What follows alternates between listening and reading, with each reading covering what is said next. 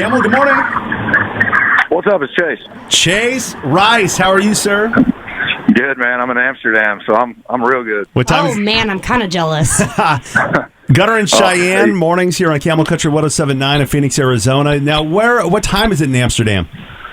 It is 2 o'clock in the afternoon. We actually just woke up.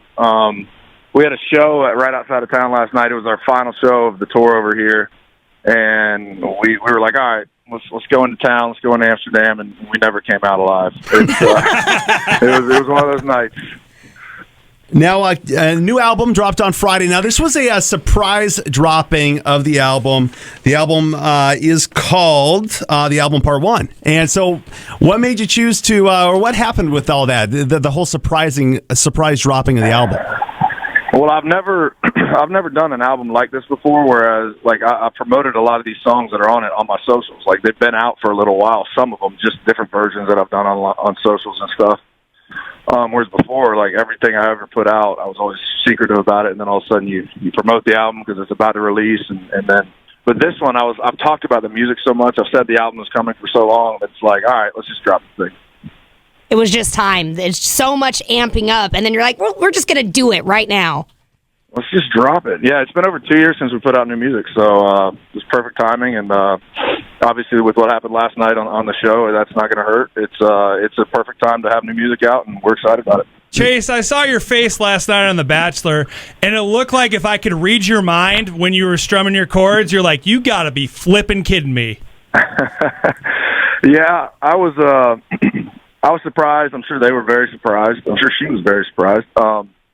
But yeah, it was an interesting situation because we talked about it with my publicist and my producer because I've known her since the fall, and I knew that she was going on the show. So I talked to them, and they were like, "Don't worry about it. They're not going to do that. They're not going to involve you in that way because they've never done that before." Right.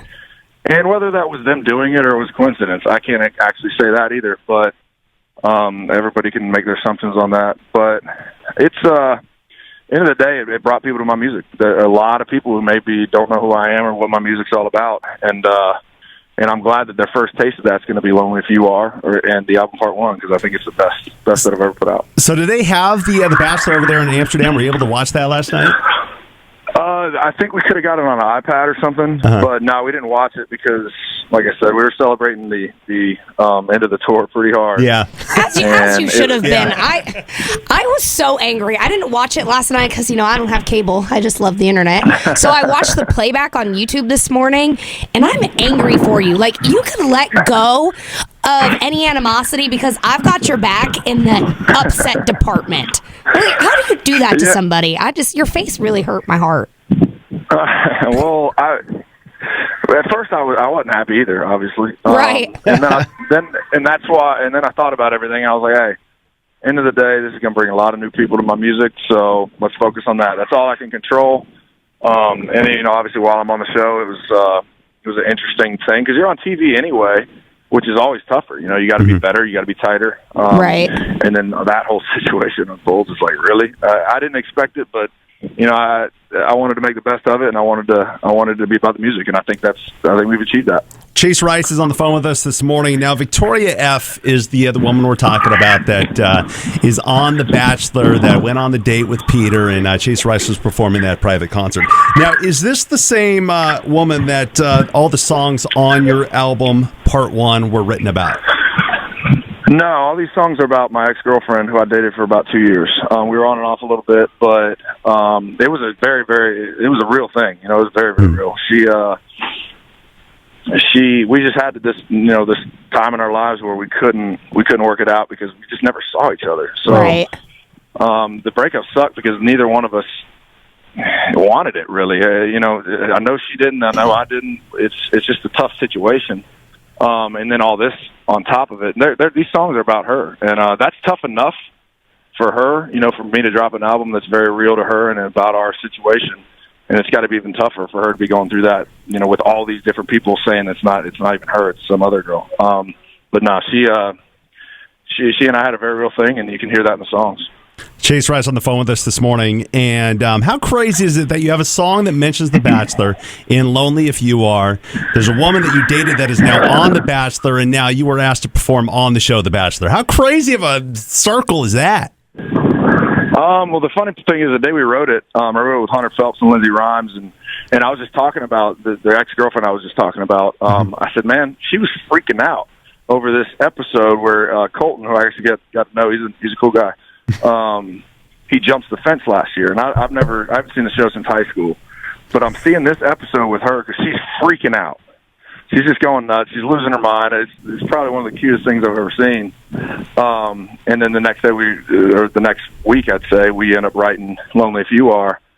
And I was like, man, she was just sitting there, so I wanted to explain that side of relationships, and because The Bachelor, so many women watch it, and all my buddies are like, they're the same as me. It's like, hey, watch your thing, have fun, I'll see you after. Well, Chase, you mentioned one of the cutest things you've ever seen. One of the cutest things I've ever seen was when you were here at the Arizona State Fair, and you brought one of our listeners, Lily, on stage with you and sang "Eyes on You" to her in front of the entire crowd. You know,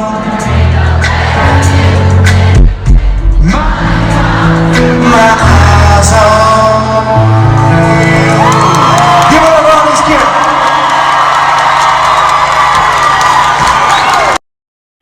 Yeah, I mean, that's unbelievable. Anytime I got a niece and a nephew now, so I'd say I'm a little bit of a softie compared to what I used to be. But yeah, anytime I can get kids that are freaking out that much over one of my songs, I try to get them up there because it's, I mean, that's something they'll never forget, and she'll never forget that, and we'll always have that connection from being on stage together. And I've tried to do that. I've seen Kenny Chesney do that. I've learned a lot from him. Toured with him actually with you guys in Arizona in 2015, and right there. So I've learned a lot over the years, and that was, it led to that special moment with her. And yeah, she'll never forget it, I hope. Chase Rice on the phone with us this morning. The album Part 1 came out on Friday. Go check it out. Go get it. Go download it. Go listen to it. Now, this is obviously titled Part 1. Part 2, what are the plans with Part 2? Yeah, I probably here in the next month and a half, 2 months. I'm working on it already, so it's going to be coming out pretty quick. Oh, wow.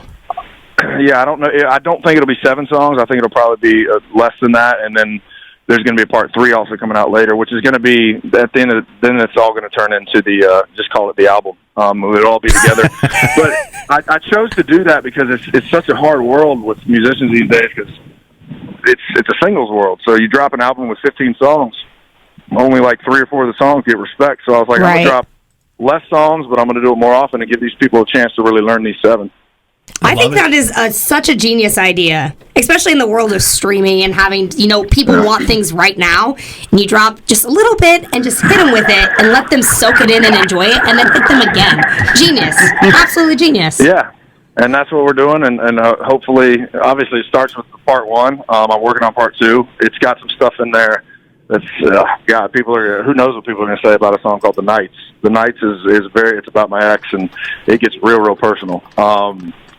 So I guess I'm excited to start working on that. But right now, Part 1's the #1 country album in the world, and I couldn't be more proud of it.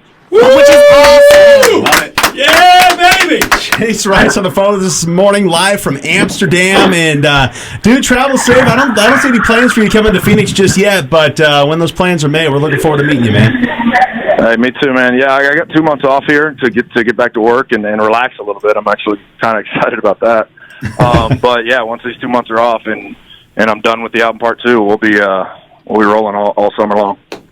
Chase, I've got one more question for you, and I know you probably really want to move off the Bachelor subject, and I totally get it. Oh, you're good. But to bring it back to real life, because you have so many listeners and so many people who go through things, what would you say to somebody? Because unfortunately, you're not the first person who's been put in a really awkward situation with an ex, and you won't be the last. I mean, definitely not on that same scale. But what would you say to somebody who, say, is a waiter working their shift, and they turn the corner and sitting at the table is their ex that they had a nasty breakup with, or just was really heartbreaking, and now they're having to face them in that situation? What advice would you give somebody in that moment? How do you handle that?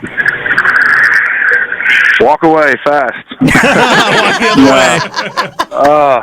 I think it just depends on the situation. Like if I ran into my ex-girlfriend, the one that all these songs are about, her and I have such respect for each other, and we loved each other for so long. I don't think that's really left, you know. So, for her and I, it'd be fine. I would talk to her, and I'd want to know how her mom's doing. And now there's a couple other ones that you run into, and it's like, yeah, I think you just need to probably walk away sometime. I love it. Chase Rice on the phone with us this morning. Now we'll let you go. You're out in Amsterdam. Travel safe back to the States. All right. Dude, I'm looking forward to getting home and get back to work. It's gonna be a fun year.